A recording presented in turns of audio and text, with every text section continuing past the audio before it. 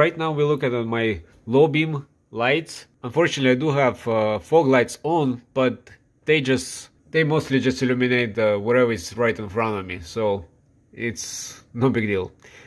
And then I switch to the high beam, so it is much better. I can somewhat see the trees in the far distance, but it's not that bright, as you can see.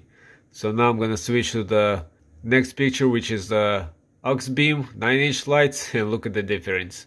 How much brighter it is and how much better visibility. That parking lot is over 1,000 feet long, actually, and it's not even long enough for the lights. The light can shoot light out even further out. So I'm very impressed with these lights. Now I need to find a longer parking lot or some field to test them out, which I hope I can do some more testing in the future, and maybe even I can test it with some other people who has different lights. That will be interesting to see as well.